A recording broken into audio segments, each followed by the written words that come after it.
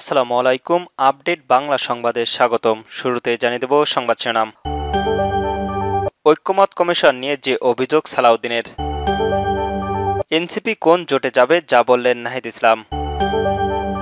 সরকার চাইলে উপদেষ্টা পরিষদের রদবদল আনতে পারে বললেন নাহিদ ইসলাম। নভেম্বরে গণভোটসহ ইসিতে 18 সুপারিশ জামায়াতের। শুনছিলেন সংবাদ শিরোনাম, এবার বিস্তারিত।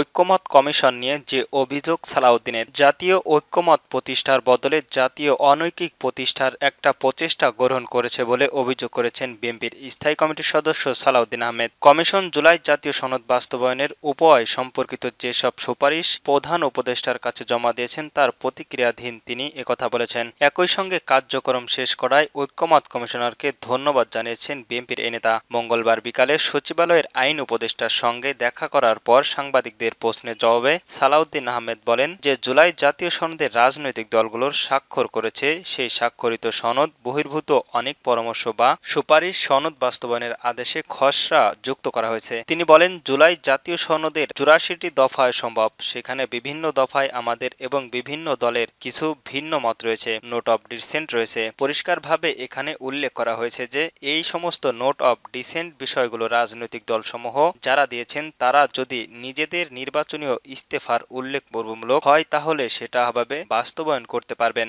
সেটা এই প্রিন্টেড জাতীয় জুলাই সনদের যে বই এখানে আপনারা পাবেন সমস্ত দফায় দফায় সেখানে ডিসেন্ট রয়েছে, অথচ বিস্ময়করভাবে আজকের যে যুক্তিগুলো দেওয়া হলো সুপারিশ মামলার সাথে সেখানে এই নোট অব ডিসেন্ট কোনো উল্লেখ নেই। জুলাই জাতীয় সনদ বাস্তবায়নের লক্ষ্যে গণভোট আয়োজনের বিষয়ে কমিশনের সুপারিশের জাতীয় সংসদ নির্বাচনের আগে বা নির্বাচনের দিন অনুষ্ঠানের কথা বলা হয়েছে। এই প্রসঙ্গে উল্লেখ করে জাতীয় ঐক্যমত কমিশনারের আলোচনায় বিএনপির প্রতিনিধি করা সালাউদ্দিন আহমেদ বলেন হয়তোবা রাজনৈতিক দলগুলোর মধ্যে সমস্যাটা নিয়ে আবারও আলোচনা হতে পারে। এখানে একটা নতুন বিষয় যুক্ত করা হয়েছে যে সংবিধানের সংস্কার পরিষদের নামে একটা আইডিয়া এখানে সংযুক্ত করা হয়েছে, যেটা আগে জাতীয় ঐক্যমত কমিশনের কখনো টেবিলে ছিল না, আলোচিত হয়নি, এ বিষয়ে কোনো ঐক্যমত হয়নি।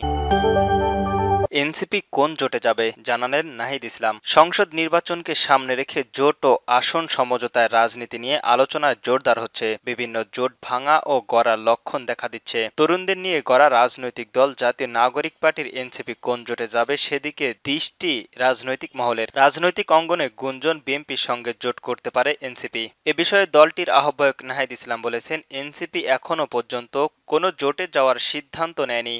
মঙ্গলবার দুপুরে রাজশাহীর পর্যটন মোল্টের এক সংবাদ সম্মেলনে তিনি একথা বলেন। নাহিদ আরও বলেন যদি আমাদের জোটে যেতে হয় তা অবশ্যই একটা নীতিগত জায়গায় আসতে হবে। জুলাই সনদ বা সংস্কার বিষয়ে কারা বাংলাদেশের পক্ষে দাঁড়াচ্ছে, আমাদের সহযোগিতা করছে, সেই জায়গা থেকে জোটের বিষয়ে চিন্তা করতে পারি। যদি সংস্কারের বিরুদ্ধে দাঁড়ায় বা যাদের ইতিহাসের অনেকের দায়ভার রয়েছে তাদের সঙ্গে জোটে যাওয়ার ক্ষেত্রে আমাদের অনেকবার ভাবতে হবে, কারণ জনগণের অনেক প্রত্যাশা আমাদের কাছে রয়েছে, আমরা নিজেদের শক্তি দাঁড়াতে চাই। সংবাদ সম্মেলনে এনসিপির সিনিয়র যুগ্ম সদস্য সচিব নাহিদ সরোয়ার, নিভা উত্তর অঞ্চলের মুখ্য সংগঠক সার্জিস আলম, যুগ্ম মুখ্য সংগঠক হাসনাত মাসুদ, কেন্দ্রীয় কমিটির সদস্য আসিফ নেহাল, রাজশাহী বিভাগের সাংগঠনিক সম্পাদক ইমরান, রাজশাহী মহানগর সমন্বয় কমিটির মোসাব্বির আলী সহ স্থানীয় নেতাকর্মীরা উপস্থিত ছিলেন।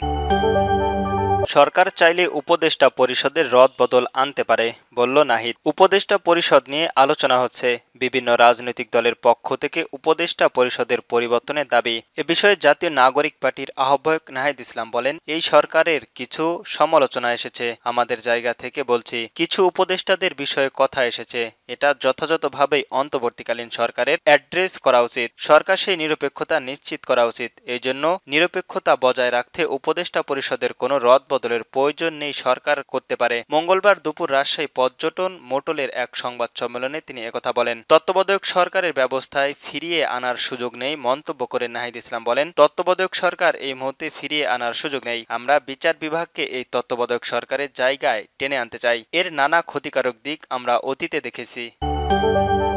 নভেম্বরে গণভোট সহ ইসিতে 18 সুপারিশ জামায়াতের। আগামী নির্বাচন সুষ্ঠু ও গ্রহণযোগ্য করতে নির্বাচন কমিশনারকে 18 দফা সুপারিশ দিয়েছেন জামায়াত ইসলামী। সুপারিশ দলটির জাতীয় নির্বাচনের আগে আগামী নভেম্বর মাসে কমিশনারকে গণভোট আয়োজনের প্রস্তাব দিয়েছে। মঙ্গলবার দুপুরে দলটির 7 সদস্যের প্রতিনিধি দলের প্রধান নির্বাচন কমিশনারের সঙ্গে বৈঠক করে। রাজধানীর আগারগাঁওয়ের নির্বাচন কমিশনার কার্যালয়ে এ বৈঠক অনুষ্ঠিত হয়। নেতৃত্ব দেন দলটির সেক্রেটারি জেনারেল গোলাম পরোয়ানা। বৈঠক শেষে গোলাম পরোয়ানা বলেন, 18 দফার মধ্যে গণভোটকে নির্বাচনের আগে করতে হবে। যে জাতীয় সনদ তৈরি হচ্ছে, জুলাই জাতীয় সনদে সেসব বিদ্যমান রাষ্ট্র কাঠামোকে পরিবর্তন করে যে সংস্কারগুলো ব্যাপারে আমরা ঐক্যমত হয়েছি, জাতিকে সেটা তো জানতে হবে। জানার পরেই না তারা হ্যাঁ না ভোট দেবে। যদি একই দিনে ভোট হয় তাহলে ভোটাররা তো জানতে পারল না। সংস্কার ও জাতীয় সনদের বিষয়গুলো নির্বাচন কমিশনারকে জনসম্মত করতে হবে বলে জানান পরোয়ারা। তার ওয়েবসাইটে দেবেন, জনগণ দেবেন, ভোটাররা সিদ্ধান্ত নেবেন, বলেন তিনি।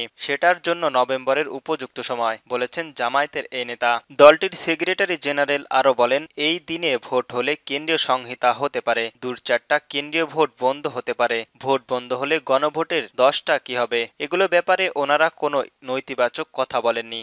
ধৈর্যের সঙ্গে শুনেছেন। মনে হচ্ছে আমরা কথা বলার প্রতি ওনার কনভিন্স হননি। নির্বাচন কমিশনারের সঙ্গে আলোচনায় খোলামেলা ও সৌহার্দ্যপূর্ণ পরিবেশ হয়েছে বলে জানান জামাত নেতা। তিনি বলেন, আমরা বলেছি we are always ready to give all kind of cooperation two election commissioner. আমরা এটা দিতে থাকব, কিন্তু নির্বাচন আমাদের সুষ্ঠু করতে হবে।